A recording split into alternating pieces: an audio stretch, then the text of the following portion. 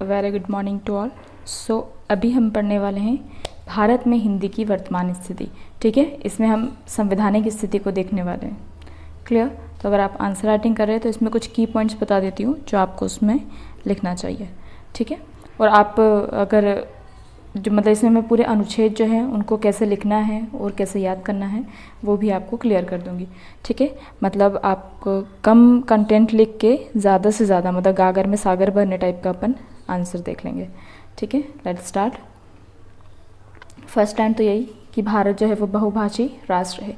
उस स्वतंत्रता के पश्चात हुआ क्या था, अब बहुभाषी राष्ट्र है तो स्वतंत्रता के पश्चात जवाहरलाल नेहरू जो अन्य थे उन लोगों में भाषा की आवश्यकता को लेकर एकता नहीं थी कि हम किस भाषा को बनाएं।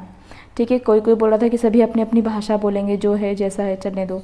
और कोई बोल रहा था कि नहीं, ये जो है तो जवाहरलाल नेहरू का ऐसा बोलना था कि हमारी एक भाषा होना चाहिए। जैसे महात्मा गांधी जी का भी यही बोलना था कि हिंदी जो है उसमें ये गुण है।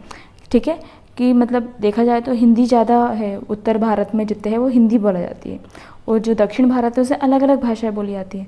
तो जब पूरे उत्तर भारत में हिंदी बोली जाती है तो दक्षिण में भी हम हिंदी का प्रचार कर सकते हैं। ठीक है, अब ऐसी चर्चाएं हो रही थी तो राष्ट्रभाषा के सवाल पर फिर 12 सितंबर से 14 सितंबर 1949 में परिचर्चाएं हुई। ठीक है, उस समय 14 सितंबर को हिंदी को राष्ट्रभाषा का दर्जा दिया गया। ठीक, राष्ट्रभाषा। अब इधर ना कुछ चीज़ें क्लियर होना चाहिए। ठीक है, मातृभाषा तो सबको समझ में आती है कि मातृभाषा क्या होता है। ठीक है, मातृभाषा क्या होता है, जो हम अपनी माँ के मुँह से सुनते हैं।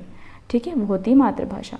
राजभाषा वो होती है जो प्रशासकीय जो कार्य होते हैं, प्रशासकीय कार्य जो होते हैं उनमें यूज़ होती है। ठीक है, प्रशासकीय कार्य जो होते हैं उसमें जो भाषा यूज़ होती है वो राजभाषा होती है।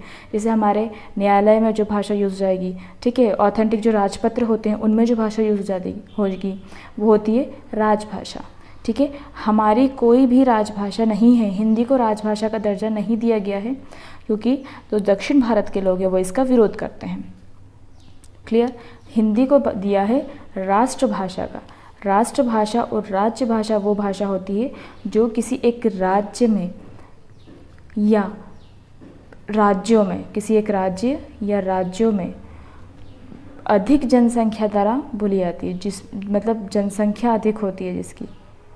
ठीक है, किसी एक राज्य या राज्यों में जो भाषा अधिक जनसंख्या द्वारा बोली सुनी पड़ी या बोली जाती है, संवाद के रूप में यूज़ की जाती है, वो होती है राज्य भाषा या राष्ट्रभाषा।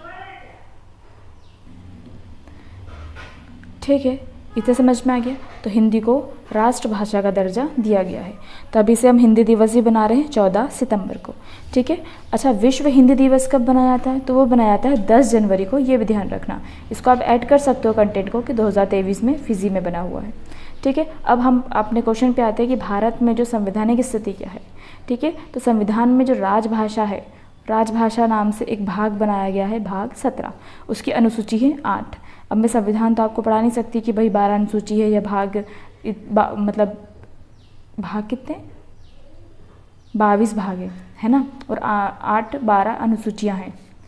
ठीक है, तो भाग 17 में और अनुसूची 8 में, और अनुच्छेद 343 से 351 और अन्य अनुच्छेद है 120 और 210। अब ये क्या मैटर है ये आपको समझाती हूँ। और एक और चीज़ ये अपन को पता होना चाहिए कि वर्तमान में 22 भाषाएं जो है जिनको स्वीकृति मिल चुकी है। ठीक है, ये तो संविधान वाले जिन्होंने पॉलिटी पढ़ी है उनको तो रटा हुआ होगा। ठीक, अब इतना तो जो जिन्होंने नहीं पढ़ी है उनको रटना पड़ेगा कि भारतीय मतलब संविधान के भाग 17 में अनुसूची 8 में अनुच्छेद ये है और अन्य अनुच्छेद जिनमें भाषा का, हिंदी का नाम लिया गया है, मतलब हिंदी को क्या बोल सकते हैं, हिंदी का प्रयोग किया गया हिंदी भाषा के लिए, और वर्तमान में 22 भाषाएं। ठीक है, अब हम याद कर लेते हैं अनुच्छेद। ठीक है, अनुच्छेद आपको लिखना कैसे है, यही लिखना है, संघ की भाषा, प्रादेशिक भाषा। संघ मतलब होता है केंद्र। ठीक है, संघ की भाषा, प्रादेशिक भाषा, न्यायालयों की भाषा, विशेष निर्देशक। ठीक, तो संघ की भाषा में 343, 344, 45, 46, 47, इसमें 3, इसमें 2, इसमें बचे हुए। ठीक, तो जो संघ की भाषा है, संघ की भाषा 343 में ऐसा बोला है, इसको तो ऐसे कैसे याद करो कि संघ की राजभाषा क्या होगी, हिंदी होगी। संघ की राजभाषा हिंदी, केंद्र में हिंदी कर दी उन्होंने, ठीक है। संघ की राजभाषा हिंदी होगी और लिपि क्या होगी, देवनागरी। लिपि क्या होगी, देवनागरी। और जो अंक है उनका दिख रहा है, अंक जो है उसका अंतर्राष्ट्रीय रूप स्वीकार है, क्योंकि हमारे यहाँ अंक 1 2 3 4 5 6 ऐसे लिखे जाते हैं, लेकिन हमने अंतर्राष्ट्रीय रूप मतलब 1 2 3 4 5 इस रूप को स्वीकार किया है, ठीक। 344 में बोला है कि मतलब केवल इतना लिख लो, राष्ट्रभाषा आयोग व समिति। इसमें राष्ट्रभाषा आयोग व समिति की बात की गई है। आपको खूब डिटेल में भी नहीं लिखना है उनको कि राष्ट्रभाषा आयोग कब बना, क्या हुआ, कि समिति में कितने लोग थे, इतना कुछ आवश्यक नहीं है, ठीक है। क्वेश्चन आता था आप ऐसे भी लिखो तो चलेगा। प्रादेशिक भाषा, प्रादेशिक मतलब किसी राज्य से संबंधित है, तो इसमें राज्य की राजभाषा आती है। पहले में तो राज्य की राजभाषा, ठीक है, जैसे केरल में आ जाएगी मलयालम, ठीक है, तो राज्य की राजभाषा। अब इसमें 46 में एक राज्य की अन्य राज्य से और एक राज्य की केंद्र से जो भाषा है, कि वो एक राज्य का अन्य राज्य से कुछ विवाद होता है या फिर कुछ समझौता होता है, तो एक राज्य दूसरे राज्य से किस भाषा में बात करेगा, या एक राज्य केंद्र से किस भाषा में बात करेगा, तो उसका प्रयोजन इसमें दिया हुआ है। 47 साथ में कौन है, हम साथ में रहती है पूरी जनसंख्या, इसमें आती है राष्ट्रभाषा, ठीक है। तो बहुतादि जो जनसंख्या समूह द्वारा भाषा का प्रयोग होता है वो 347 में है, 7 में जनसंख्या, ठीक। अब न्यायालय की बात आ जाएगी।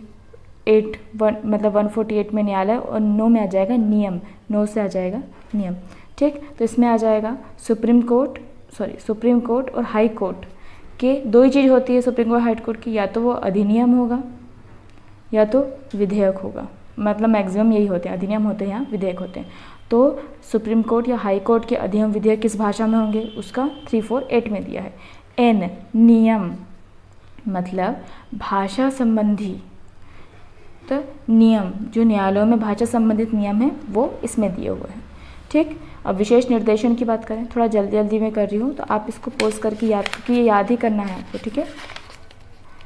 तो 9 से नियम। विशेष निर्देशन की बात करें तो 350 में दिया है शिकायत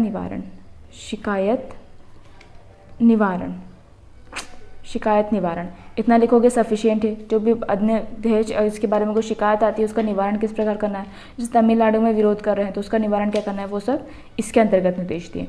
350A में दिया है प्राथमिक स्तर, ए मतलब प्राथमिक, तो प्राथमिक स्तर की भाषा क्या होगी, प्राथमिक स्तर मतलब प्राइमरी में क्या पढ़ाना चाहिए, तो प्राइमरी में मातृभाषा ही पढ़ाई जाती है।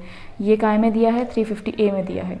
350B में जो है अल्पसंख्यक है, कौन, अल्पसंख्यक वर्ग है, उनकी भाषा का संरक्षण, उनकी भाषा के संरक्षण के लिए एक अधिकारी की नियुक्ति, जो मैं बोल रही हूँ उसको लिख सकते हो आप, ठीक है। तो अल्पसंख्यक की भाषा के संरक्षण के लिए एक अधिकारी की नियुक्ति इसमें है। और इसमें हिंदी विकास के लिए निर्देशन दिए, हिंदी विकास के हेतु निर्देशन इसमें दिए हुए हैं, ठीक। और अन्य में हम इसकी भी लिखेंगे, थोड़ा स्पीड में चलने दो क्योंकि, ठीक है। 120 में दी है संसद की भाषा मतलब संसद में किस भाषा का प्रयोग है, और 210 की तो एक दूसरे के वही है, तो इसमें है विधानमंडल की भाषा। क्लियर, इतना समझ में आ गया। तो ये हो जाएगी पूरी संवैधानिक स्थिति, इतना ही आप लिखोगे तो सफिशिएंट होगा।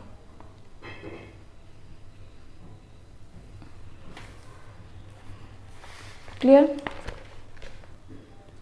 बस एक बार इसको रिवाइज कर लेंगे हम, अनुच्छेदों को कर लेते हैं, ठीक है। तो 343, 344 संघ में 2 शब्द आ रहे हैं, तो संघ की राजभाषा हिंदी, लिपि देवनागरी। 344 में राष्ट्रभाषा आयोग और समिति।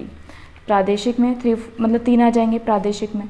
5 में राज्य की राजभाषा, राज्य की अन्य राज्य व केंद्र से, और राज्य में जो बहुत जनसंख्या समूह द्वारा बोली जाने वाली भाषा।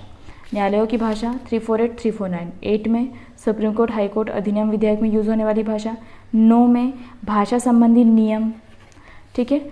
50 में शिकायत मतलब क्या होना चाहिए, 0 शिकायत होना चाहिए, शिकायत निवारण। 50A में ए से याद करो प्राथमिक और बी से याद करो अल्पसंख्यक भाषा, ठीक है। तो प्राथमिक स्तर पर प्रयुक्त होने वाली भाषा और अल्पसंख्यकों की भाषा के संरक्षण के लिए अधिकारी की नियुक्ति। 351 में हिंदी विकास हेतु निर्देशन, 120 में संसद की भाषा, 210 में विधानमंडल की भाषा। ओके, तो इतना आ जाएगा भारत में हिंदी की वर्तमान संवैधानिक स्थिति। Will you see in next video.